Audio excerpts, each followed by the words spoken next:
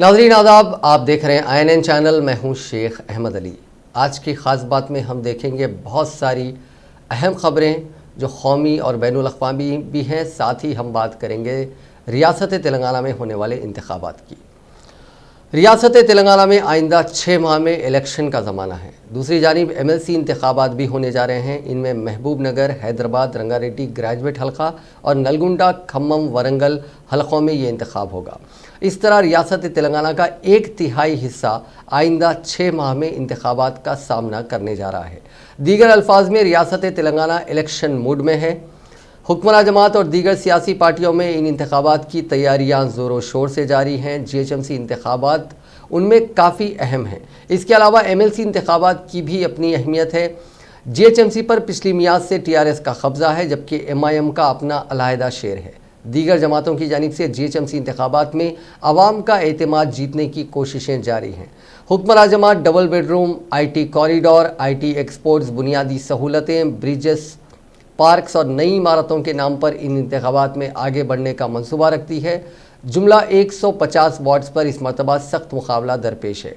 TRS का मानना है कि वह इस मरतबा भी आसानी से हैदराबाद बल्दिया पर अपना कब्ज़ा बरकरार रख सकती है, जबकि कई तबक़ात TRS और उसकी पॉलिसियों की वजह से बरगुज़्ता हैं। इसके अलावा कुछ वार्ड्स पर TRS को इस मरतबा वोटों की शरह काफ़ी कम रहने का इम्कान है। इसके अलावा शहर के हालात खुद आवाम को ये सोचने पर मजबूर करते हैं कि इस मरतबा किसे वोट देना है। TRS ने काफ़ी अरसे से इंतख़ाबात की तैयारियां शुरू कर रखी हैं। दूसरी जानिब BJP रिवायती तौर पर अपनी फ़िरका परस्ताना सियासत पर अमल पैरा है। BJP अब सिर्फ इसी एजेंडे पर इंतख़ाबात लड़ना चाहती है। इसके अलावा पूरे एतमाद झूठ भी BJP का हथियार मालूम होता है। ऐसे मसाइल जहाँ मुख्तलिफ तबक़ात के दरमियान कशमकश की कैफियत है, ज़ाफ़रानी पार्टी इसको अपने हक़ में इस्तेमाल करना चाहती है। MIM अपने क़दीम नारे के साथ ही मैदान में आती नज़र आती है। ताहम इस मरतबा शहर हमारा, मेयर हमारा का नारा काफ़ी फीका और बेमायने है, क्योंकि हालात कुछ मुख्तलिफ हैं। शहर हमारा, सड़क हमारी, ड्रेनेज लाइन हमारी, बरक़ी सरबराही हमारी, सफाई हमारी, फुटपाथ हमारा या कोई और नारे ज़्यादा मुनासिब लगेंगे। म्युनिसिपल इंतख़ाबात के अलावा रियासत में ग्रेजुएट हल्के के MLC इंतख़ाबात भी करीब हैं। इसके लिए KCR की दुख्तर के कविता भी मुकाबले के लिए तैयार हैं। निज़ामाबाद में एक मियाद के लिए मेंबर ऑफ पार्लियामेंट रह चुकी कविता इस मरतबा MLC इंतख़ाबात की तैयारी में है। इन इंतख़ाबात में भी हुकूमत के लिए मुकाबला सख्त ही नज़र आता है। वरंगल, खम्मम, नलगुंडा से पीर राजेश्वर रेड्डी और हैदराबाद रंगारेड्डी महबूब नगर ग्रेजुएट हल्के से N रामचंद्र राव की मियाद मार्च 2021 में ख़त्म होगी। आइंदा साल फरवरी में GHMC इंतख़ाबात और फिर मार्च के अवाखिर में MLC इंतख़ाबात रियासत की सियासत पर छाए रहेंगे। इन इंतख़ाबात के लिए अभी से तैयारियां ज़ोरों पर हैं। कविता को हैदराबाद रंगारेड्डी हल्के से TRS उम्मीदवार बनाए जाने का इम्कान है। इसके अलावा उन्हें कामयाबी के बाद काबीना में भी शामिल किया जा सकता है। अगर ऐसा होगा तो रियासती काबीना में भी रद्दोबदल के इम्कान साफ़ तौर पर नज़र आते हैं। अगर कविता भी काबीना में शामिल हो जाएंगी तो KCR के ख़ानदान से ये 5वें फ़र्द होंगे जो रियासत की सरगर्म सियासत में शामिल होंगे। कांग्रेस पार्टी भी इन इंतख़ाबात को लेकर काफ़ी तैयारियां कर रही है। कांग्रेस के नए इंचार्ज मनिकम टैगोर जायज़ा ले चुके हैं। हैदराबाद में कल उनकी आमद हुई और उन्होंने लगातार 6 रिव्यू मीटिंग्स किए, जिसमें इंतख़ाबात अहम एजेंडा था।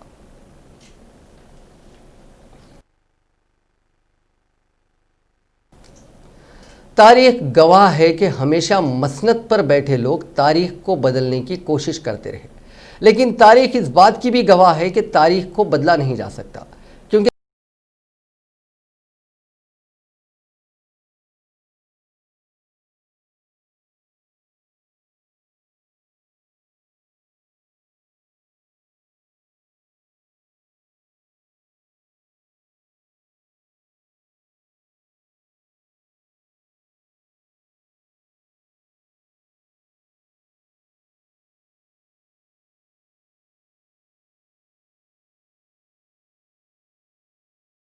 ये कोशिशें उरूज पर हैं। इसके ज़रिए हासिल कुछ नहीं होगा और बस ये होगा कि हिंदुस्तान की नौजवान नस्ल तारीख से बेबहरा होगी, जबकि सारी दुनिया हिंदुस्तान के अजीम हुक्मरानों से वाकिफ़ होगी। तारीख को भी मज़हब के आईने से देखने वाले मौजूदा हुक्मरानों ने निसाबी किताबों, शहरों, महलों, गलियों और कूचों से तारीख को मिटाने का तय कर लिया है। वो इसी काम में मसरूफ़ हैं। मुल्क की आवाम ने हुकूमतों को उनके आज के मसाइल हल करने के लिए इख्तियार दिया, लेकिन ये हैं कि माजी में भटक रहे हैं। महाराष्ट्र हुकूमत ने हाल ही में निसाबी किताबों से मुस्लिम हुक्मरानों की तारीख के असबाक हटा दिए। वो मुल्क की मौजूदा नस्ल को ये बताना ही नहीं चाहते कि आज के हिंदुस्तान का माजी क्या था। साफ तौर पर आज के हुक्मरान मुल्क के मुस्तकबिल के नौजवानों को बेबहरा और बेइल्म ही रखना चाहते हैं। इसके पीछे बेशक उनकी बदनीयती, खयानत और सियासी एजेंडा है, लेकिन यह मुल्क की आइंदा नस्ल के साथ बेइंसाफ़ी होगी। ये उन्हें दुनिया के सामने शर्मिंदा करेगी। उधर उत्तर प्रदेश में भी ये काम ज़ोरों शोर से जारी है। मठ से उठकर मसनद पर विराजमान योगी आज नौजवानों को नई तारीख बताने में लगे हैं, जबकि अपनी रियासत में जारी कत्लो खून, गुंडागर्दी, अगवा और असमत रेजी के मामलात रोकने में पूरी तरह नाकाम, ताहम तारीख के साथ छेड़छाड़ में काफ़ी चौकस। उत्तर प्रदेश में अब तक कई शहरों के नाम बदल चुके हैं। ताजमहल पर भी सवालिया निशान है। 16वीं सदी के अवाखिर में जब बरतानवी ताजिर यहाँ आए तो उन्होंने एक अजीम और वसी सल्तनत देखी। उन्होंने उसे सोने की चिड़िया कहा। एक सदी के अंदर अंदर वो यहाँ के मकामी हुक्मरानों की मदद से मुल्क के इख्तिदार पर कब्जा किया और फिर 200 साल तक मुल्क को खूब लूटा। बरतानवी ताजिरों के भेस में तख्ते बरतानिया ने मुग़ल राज के बाक़ियात से ताकत हासिल की। आज दुनिया मुग़लिया सल्तनत को एक अजीम सल्तनत के तौर पर याद करती है। अकबर आज़म, शाहजहाँ, औरंगज़ेब और दीगर अपने कारनामों से याद किए जाते हैं। अकबर एक ताकतवर बादशाह होने के बावजूद मकामी अफराद से काफ़ी करीब था। उसने हिंदू ख़वातीन से शादी की और किसी तरह का दबाव नहीं डाला। गाँव कुशी पर इम्तना लगाया। इसी तरह साबिक़ में अशोक ने कई लोगों के कत्ल के बाद बुद्ध मत को कबूल किया। उसे अपनी गलती का एहसास हुआ। वो कत्ल के ज़रिए तारीख बदलना चाहता था, लेकिन खुद ही एहसास नदामत में गिरफ्तार हो गया। आज के हुक्मरान भी मजहब, गाय और दीगर नामों पर कत्ल होते देख रहे हैं, खामोश हैं। तारीख में भी खामोशी से रद्दोबदल जारी है, लेकिन ये देखकर हैरान रहेगी कि योगियों को इख्तिदार का रास्ता कैसे मिला। तारीख किसी भी आईने से देखी जाए, अच्छी हो या बुरी हो, बाकी रहती है। दुनिया ने हिटलर को देखा, मुसोलिनी को देखा, स्टालिन को देखा। कई लोग उन चेहरों को और उन किरदारों को पसंद नहीं करते, लेकिन हिटलर का नाम, मुसोलिनी और दीगर का नाम आज भी बाकी है। उनके कामों की तफसीलात आज भी बाकी हैं। तारीख को साफ आईने से देखने की ज़रूरत है। इसमें किसी किस्म की मिलावट नहीं की जा सकती। तारीख का आईना हमेशा साफ होना चाहिए। हुकूमत तारीख को दोबारा लिखना चाहती है, लेकिन ऐसा मुमकिन नहीं है।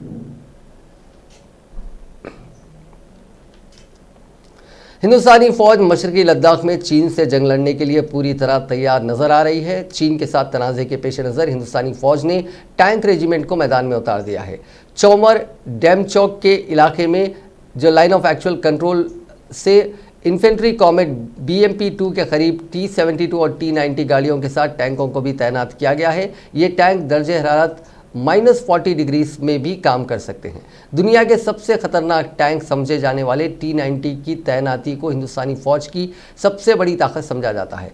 फ़ौज की इस तैनाती के बारे में 14 कॉर्प्स के चीफ ऑफ स्टाफ के मेजर जनरल अरविंद कपूर ने बताया कि फायर एंड फ्यूरी कॉर्प्स सिर्फ हिंदुस्तानी फ़ौज ही नहीं बल्कि पूरी दुनिया की फ़ौज का एक अनोखा हिस्सा है। अमले और साजो सामान की तैयारी को यकीनी बनाने के लिए आज हमारे पास तमाम लॉजिस्टिक तैयारियां मुकम्मल हैं। अरविंद कपूर ने कहा कि चाहे मौसम कितना ही मुश्किल क्यों ना हो, हमारा हर जवान और साजो सामान अच्छी तरह से तैयार हैं। बता देंगे इस रेजिमेंट में भीष्म और अर्जुन समेत बहुत सारे जदीद टैंक मौजूद हैं जो चंद ही लम्हों में दुश्मनों को उड़ा सकते हैं। इस तैनाती के साथ ही हिंदुस्तान ने चीन को वाज़ेह पैगाम दिया है कि जंग की सूरत में वो चीन मकबूजा इलाकों में दाखिल होने से गुरेज नहीं करेगा। हिंदुस्तानी फ़ौज पहले ही कह चुकी थी कि अगर सर्दियों के मौसम में जंग के हालात पैदा हो गए तो चीन को हिंदुस्तान की एक ऐसी फ़ौज का सामना करना पड़ेगा जो उनके सामने काबिल और ताकतवर अंदाज में खड़ी होगी। दर हकीकत लद्दाख हुदूद के तमाम इलाके ऊंचे पहाड़ी इलाकों में आते हैं। खित्ते में नवंबर के महीने के दौरान भारी बर्फबारी होती है। इसके अलावा यहाँ कम से कम दर्जे हरारत -30 से -40 डिग्री के लगभग पहुँच जाता है। इन सर्द हालात में कई बार लद्दाख को मिलाने वाली सड़कें भी बंद कर दी जाती हैं।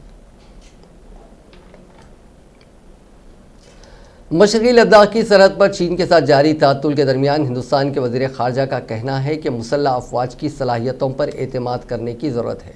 उन्होंने कहा कि मुल्क की मुसल्लह अफ़वाज में अपने मफादात के तहफ़्फ़ुज़ की सलाहियत है। हिंदुस्तानी वज़ीर ख़ारजा ने कहा कि इस निज़ाम को चीन के साथ बातचीत करने में फ़ौजी कमांडरों और सिफारती चैनल्स की सलाहियत पर भी एतमाद करने की ज़रूरत है। जयशंकर ने कहा कि आप जानते हैं कि एक ख़ास अंदाज में होने वाला है, कुछ काम होंगे जो चीन ने किया है, इस पर कुछ रद्द-ए-अमल आएगा जो हिंदुस्तान ने दिया है। उन्होंने कहा कि मैं जानता हूं कि मीडिया हर चीज़ जानने पर मजबूर है, लेकिन बदकिस्मती से असल ज़िंदगी मुख्तलिफ है, क्योंकि ये कौमी सलामती का मसला है, एक पेचीदा ज़मीनी सूरत हाल है। उन्होंने कहा कि किसी को किसी नतीजे पर पहुंचने में जल्दी नहीं करनी चाहिए। काबिल ज़िक्र है कि मशरक़ी लद्दाख में कशीदगी उस वक्त बढ़ गई जब 15 जून को वादी गुलवान में दोनों ममालिक के फ़ौजियों के माबीन तसादुम में 20 हिंदुस्तानी फ़ौजी शहीद हो गए थे।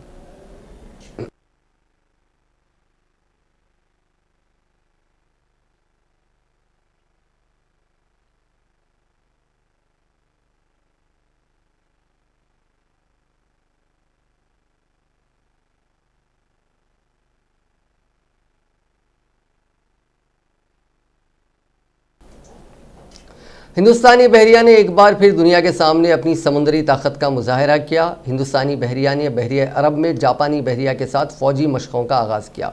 इस सिलसिले में बहरिया ने आज Japan maritime self defence force के साथ दो तरफ़ा मशक़ें की।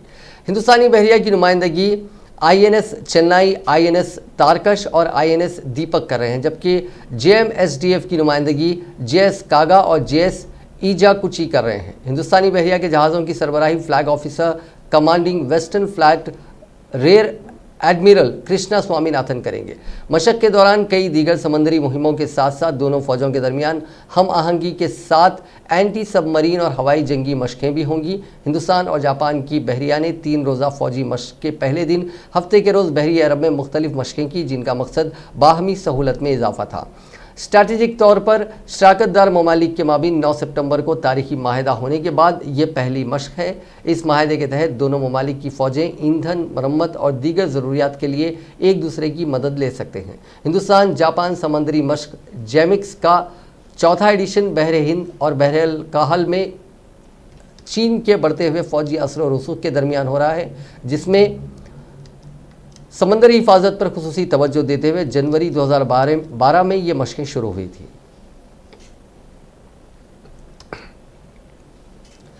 पंजाब, हरियाणा और मुल्क के दीगर हिस्सों में ज़राई बिल की मुखालिफत के दरमियान वज़ीर आज़म नरेंद्र मोदी ने इतवार के रोज़ कहा कि ज़राई पैदावार मार्केटिंग कमेटी मंडी से बाहर अपनी फसलें फ़रोख्त करने पर किसानों को फ़ायदा हो रहा है और वो लाखों रुपए की आमदनी हासिल कर रहे हैं। वज़ीर आज़म नरेंद्र मोदी ने आकाशवाणी पर अपने माहाना रेडियो प्रोग्राम मन की बात में मुल्क को खिताब करते हुए कहा कि कोरोना के इस दौर में मुल्क के ज़राई शोबे ने एक बार फिर ताकत का मुजाहरा किया है। मुल्क का ज़राई शोबा, काश्तकार, गाँव, खुद कफील हिंदुस्तान की बुनियादें हैं। अगर ये मजबूत होंगे तो फिर आत्मनिर्भर भारत यानी खुद कफील हिंदुस्तान की बुनियाद मजबूत होगी। माजी खरीब में इन शोबों ने खुद को बहुत सी पाबंदियों से आज़ाद किया है और कई गलत तस्वुरात को ख़त्म करने की कोशिश की है। मोदी ने हरियाणा के सोनीपत के किसान कन्वर चौहान का हवाला देते हुए कहा कि उन्हें मंडी के बाहर अपने फल और सब्जियां फ़रोख्त करने में दुश्वारी पेश आती थी। अगर वो बाज़ार से बाहर अपने फल और सब्जियां फ़रोख्त करते थे तो कई बार उनके फल और सब्जियां और गाड़ियां जब्त हो जाती थी। लेकिन 2014 में फलों और सब्जियों को APMC कानून से बाहर कर दिया गया, जिससे उन्हें और उनके आसपास के साथी किसानों को फ़ायदा हुआ।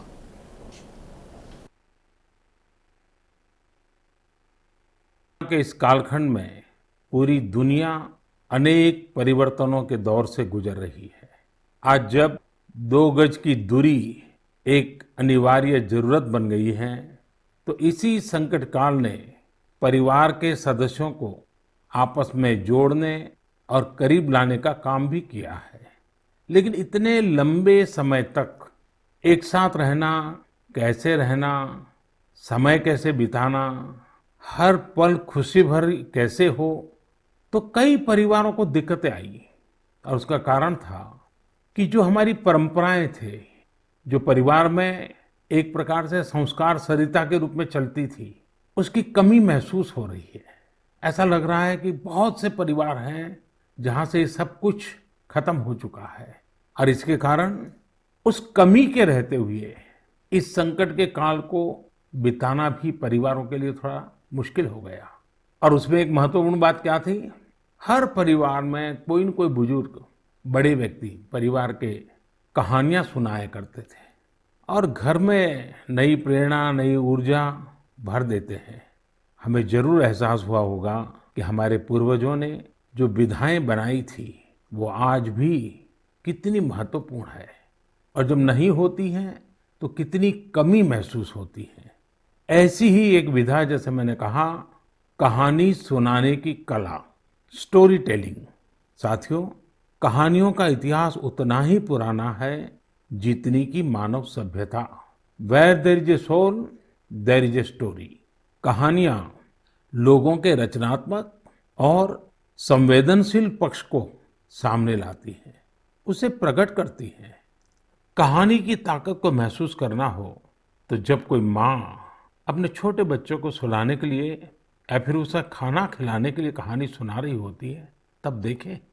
मैं अपने जीवन में बहुत लंबे अरसे तक एक परिव्राजक के रूप में रहा। घुमंत ही मेरी जिंदगी थी। हर दिन नया गांव, नए लोग, नए परिवार। लेकिन जब मैं परिवारों में जाता था तो मैं बच्चों से जरूर बात करता था और कभी कभी बच्चों को कहता था कि चलो भाई मुझे कोई कहानी सुनाओ। तो मैं हैरान था। बच्चे मुझे कहते थे, नहीं अंकल, कहानी नहीं, हम चुटकुला सुनाएंगे। और मुझे भी वो यही कहते थे कि अंकल आप हमें चुटकुला सुनाओ। यानी उनको कहानी से कोई परिचय ही नहीं था। ज्यादातर उनकी जिंदगी चुटकुलों में समाहित हो गई थी। साथियों, भारत में कहानी कहने की या कहें किस्सा गोई की एक समृद्ध परंपरा रही है। हमें गर्व है कि हम उस देश के वासी। कोरोना के इस कालखंड में पूरी दुनिया अनेक ज़राअती तरमीमी बिल पर बीजेपी के साथ अदम इत्तेफाक के तनाजुर में शिरोमणि अकाली दल ने कौमी जमहूरी इत्तेहाद यानी एनडीए के साथ अपने ताल्लुकात तोड़ लिए हैं। बीजेपी की सबसे पुरानी हलीफ पार्टियों में से एक शिरोमणि अकाली दल काफ़ी तवील अरसे से पार्लियामेंट के दोनों ऐवानों से मंजूर होने वाले तीनों ज़राअती तरमीमी बिल की मुखालिफत कर रही है। शिरोमणि अकाली दल के सदर सुखबीर सिंह बादल ने पार्टी की तरफ से जारी होने वाले एक बयान में कहा कि कम से कम सपोर्ट प्राइस यानी मिनिमम सपोर्ट प्राइस पर किसानों की फसलों की खरीदारी की गारंटी से इनकार करने की वजह से शिरोमणि अकाली दल ने बीजेपी की ज़ेर क़यादत एनडीए से अलग होने का फैसला किया है। सुखबीर सिंह बादल ने कहा कि कोई भी इत्तेहाद या वजारत अन्नदाता से ज़्यादा अहम नहीं है। हम पहले दिन से ही किसान और खेत के मजदूरों के साथ हैं, इसलिए हमने तीनों ज़राअती तरमीमी बिलों की मुखालिफत की और एनडीए से दस्तबरदारी का फैसला किया। अब हम उन खवानीन को मनसूख कराने के लिए एहतजाज करेंगे। वाज़ेह है कि इससे कबल मरकज़ी फूड एंड प्रोसेसिंग इंडस्ट्रीज़ की वज़ीर हरसिमरत कौर बादल ने ज़राअती तरमीमी बिल पर एहतजाज दर्ज करते हुए अपने ओहदे से इस्तीफ़ा दे दिया था। नारकोटिक्स कंट्रोल ब्यूरो ने हफ्ते के रोज़ दीपिका पादुकोण से करीब 6 घंटे तक पूछताछ की थी। रिपोर्ट्स की माने तो सवाल जवाब के दौरान दीपिका एक बार नहीं बल्कि 3 बार रो पड़ी थी। बताया जा रहा है कि इस दौरान एनसीबी के ओहदेदारों ने उन्हें इमोशनल कार्ड ना खेलने की नसीहत दी थी। एक रिपोर्ट के मुताबिक दीपिका की आंखों में आंसू देख एनसीबी के ओहदेदारों ने उनके हाथ जोड़ लिए। साथ ही कहा कि इमोशनल कार्ड खेलने के बजाय वो सब कुछ सच सच बता दें तो उनके लिए बेहतर होगा। रिपोर्ट्स के मुताबिक एनसीबी की पूछताछ में दीपिका पादुकोण ने ड्रग्स चैट करने की बात कबूल की है, हालांकि उन्होंने ड्रग्स लेने की बात से इनकार किया। दीपिका ने एनसीबी को बताया कि उनका पूरा ग्रुप डूप लेता है, जो कि सिगरेट है। इसमें कई नशीली चीज़ें होती हैं। रिपोर्ट्स में दावा किया जा रहा है कि एनसीबी ने जब दीपिका से चैट में इस्तेमाल हुए वीड और हशीश लफ्ज़ों के बारे में पूछा तो उन्होंने साफ जवाब नहीं दिया। जब उनसे पूछा गया कि वो डोप लेती हैं, क्या उसमें ड्रग्स भी होती है, तो एक्ट्रेस ने चुप्पी साध ली। एक्ट्रेस के कई जवाबों से एनसीबी के ओहदेदार मुतमईन नज़र नहीं आए। ज़राए के मुताबिक हफ्ते के रोज़ दीपिका के एनसीबी दफ्तर पहुंचने के बाद ओहदेदारों ने सबसे पहले उन्हें इल्ज़ामात के बारे में बताया। डेटा का बैकअप लेने के लिए उनके 2 मोबाइल फ़ोन ले लिए। उनसे कहा गया कि इस मामले में किसी मुश्तबा शख्स या मुलजिम से बात नहीं करेंगे। उसके बाद एक अंडरटेकिंग पर साइन करवाए गए। उनसे कहा गया कि 3 फेज़ में पूछताछ की जाएगी। सुशांत सिंह राजपूत डेथ केस से जुड़े कर रही एनसीबी के हाथ 3 साल पुरानी व्हाट्सएप ग्रुप चैट लगी थी। 28 अक्टूबर 2017 को भी इस चैट में दीपिका, उनकी मैनेजर करिश्मा प्रकाश और सुशांत की टैलेंट मैनेजर जया साहा के बीच ड्रग्स को लेकर हुई बातचीत थी। चैट में दीपिका ने हैश और वीट जैसे अल्फाज का इस्तेमाल करते हुए करिश्मा से पूछा था कि माल है क्या। इसके बाद दीपिका और करिश्मा को समन भेजा गया। करिश्मा ने एनसीबी को बताया कि इस व्हाट्सएप ग्रुप की एडमिन खुद दीपिका थी।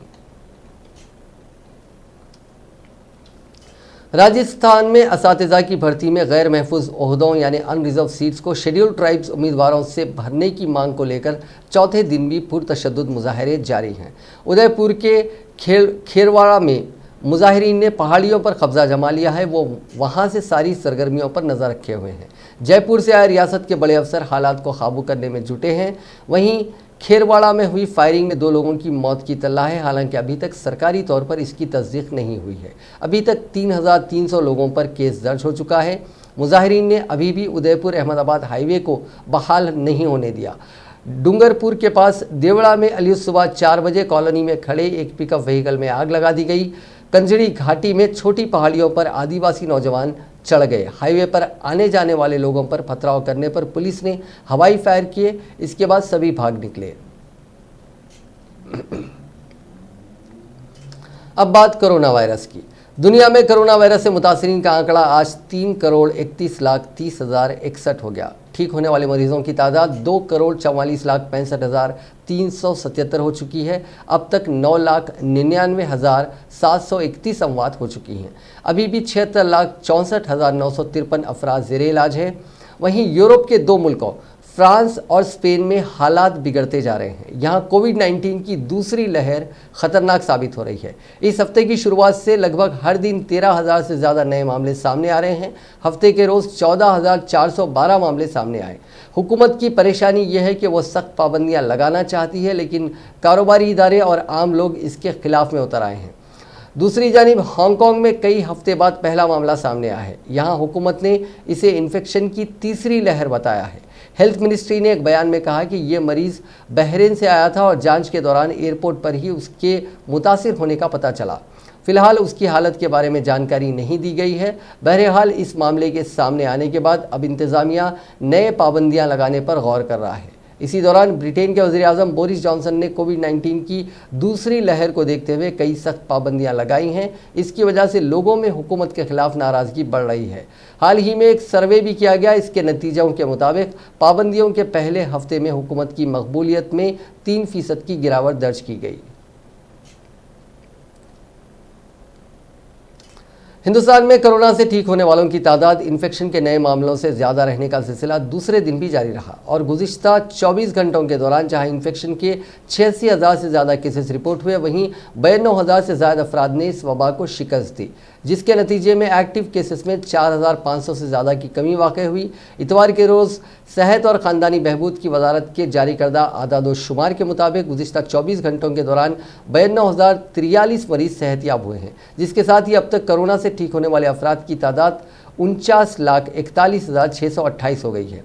एक्टिव केसेस की तादाद में 4,567 की कमी वाक़ हुई है, क्योंकि सेहतमंद अफराद की तादाद इन्फेक्शन के नए केसेस से ज़्यादा है और अब ये 9,56,402 रह गई है। हफ्ते के रोज़ 93,420 अफराद इन्फेक्शन से ठीक हुए थे, जिससे एक्टिव मामला 9,147 रह गए थे। गुज़िश्ता 24 घंटों के दौरान 88,600 नए मामले सामने आए और इसकी वजह से मुतासिरा अफराद की मजमूई तादाद 59,92,533 तक पहुँच गई है। इसी मुद्दत में 1,124 मरीजों की मौत हो गई, जिसकी वजह से इन्फेक्शन में जान की बाजी हारने वालों की तादाद बढ़कर 94,503 हो गई। मुल्क में एक्टिव केसेस की शरह 15.96% है और अमवात की शरह यानी फैटेलिटी रेट 1.58% रह गई है। तेलंगाना में गुज़िश्ता 24 घंटों के दौरान कोरोना के 1,967 नए केसेस दर्ज हुए हैं, जिसके बाद रियासत में बहैसियत मजमूई इस मर्ज़ के मुतासरीन की तादाद 1,85,833 हो गई है। इस वायरस से गुज़िश्ता 24 घंटों के दौरान मज़ीद 9 अमवात हुई हैं, जिसके बाद इस मोज़ी मर्ज़ से मरने वालों की तादाद बढ़कर 1100 हो गई है। रियासत में मज़ीद 2,058 मरीज़ रूबे सेहत हुए हैं, जिसके बाद रियासत में इस मर्ज़ से रूबे सेहत होने वालों की तादाद 1,54,4 499 हो गई है। गुज़िश्ता 24 घंटों के दौरान 50,108 नमूनों की जांच की गई, जिनमें 1520 की रिपोर्ट्स का इंतजार है। इस वबा के फूट पड़ने के बाद से अब तक रियासत में 50,28,869 मायने किए गए। रियासत में मौजूदा तौर पर 30,234 सरगर्म मामलात हैं। जीएचएमसी में 297 नए मामला दर्ज किए गए हैं, जिसके बाद ज़िले रंगारेड्डी में 147, मेडचल मलकाजगिरी में 137, नलगुंडा में 105 और करीमनगर में 152 नए मुस्बित मामला दर्ज किए गए हैं।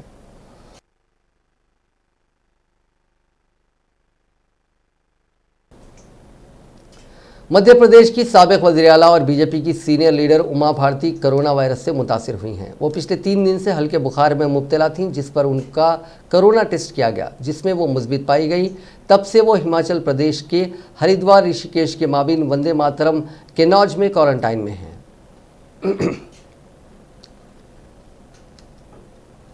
जर्मनी के साइंटिस्ट ने एक ऐसी एंटीबॉडी की खोज की है जो कोरोना से लड़ने में असरदार है।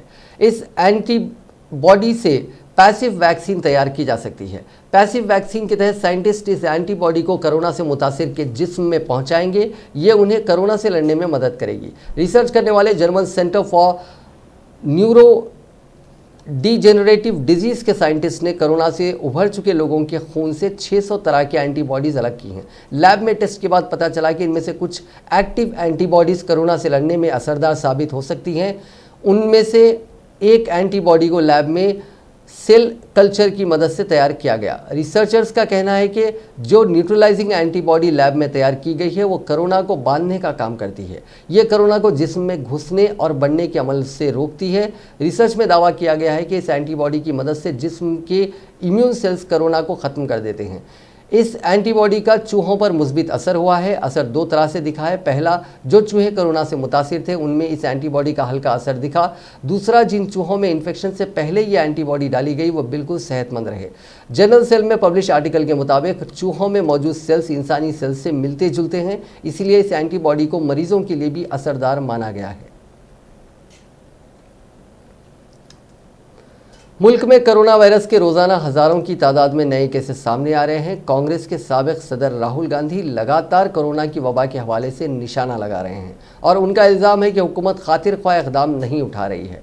दरअसल खुराक की पैदावार के मामले में दुनिया की सबसे बड़ी वैक्सीन कंपनी सीरम इंस्टीट्यूट के आला अहदेदार ने हुकूमत से कहा कि मुल्क में कोरोना वैक्सीन सबके लिए दस्तयाब करने के लिए 80,000 करोड़ रुपए की ज़रूरत है।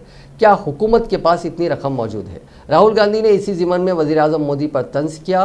कांग्रेस के रुकने पार्लियामेंट और साबिक सदर राहुल गांधी ने इतवार के रोज़ अपने ट्वीट में लिखा, सवाल जायज़ है लेकिन हिंदुस्तान कब तक हुकूमत के जवाब का इंतज़ार करेगा। काश के कोविड के हवाले से हिकमत अमली ही मन की बात होती। वाज़ेह रहे कि सीरम इंस्टीट्यूट ऑफ इंडिया के CEO आदार पूनावाला ने हफ्ते के रोज़ हुकूमत के सामने एक बड़ा सवाल उठाया था। उन्होंने अपने ट्वीट में लिखा था कि क्या हुकूमत हिंद के पास अगले 1 साल में 80,000 करोड़ रुपए मौजूद होंगे, क्योंकि वजारत सेहत और ख़ानदानी बहबूद को हिंदुस्तान में हर एक के लिए वैक्सीन ख़रीदने और तकसीम करने के लिए इतनी ही रकम की ज़रूरत है।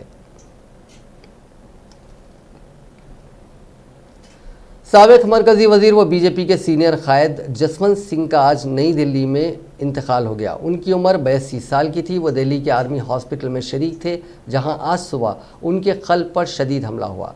वज़ीर आज़म नरेंद्र मोदी और वज़ीर दिफा राजनाथ सिंह ने उनके इंतकाल पर ताज़ियत का इजहार किया।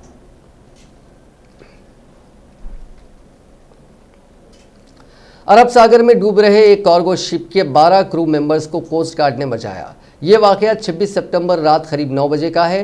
कार्गो जहाज़ MSV कृष्णा सुदामा सुबह गुजरात से मुंद्रा से चला था और ये जिबौटी पहुंचा था। जब जहाज़ गुजरात में ओखा के साहिल के करीब 18 किलोमीटर दूर था तब ये डूबने लगा। इसमें चीनी और चावल समेत 900 टन सामान भरा हुआ था। इंडियन कोस्ट गार्ड ने बताया कि जहाज़ डूबने की इत्तला मिलते ही एक सर्च और रेस्क्यू टीम फौरी ओखा से रवाना की गई। कोस्ट गार्ड शिप 411 को ओखा से रवाना किया गया, जबकि मुंद्रा में तैनात C-161 शिप को भी मकाम हादसे की तरफ भेजा गया। इसके अलावा MV सदन रॉबिन को भी भेजा गया। शिप C-411 सदन रॉबिन से मिली जानकारी के बाद मकाम हादसा पर सर्च ऑपरेशन चलाया गया। इसके बाद डूबने वाले जहाज का पता चला।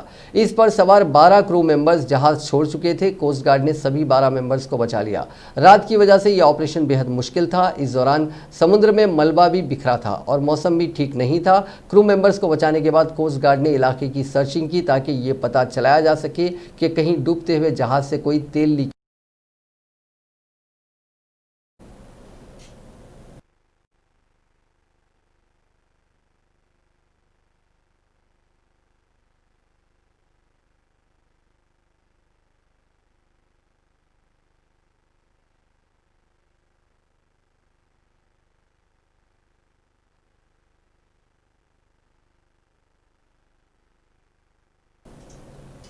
नाज़रीन, आज की खास बात में बस इतना ही। आपसे कल मुलाकात होगी नई खबरों के साथ, नए एनालिसिस के साथ। फिलहाल दीजिए इजाज़त। खुदा हाफिज़।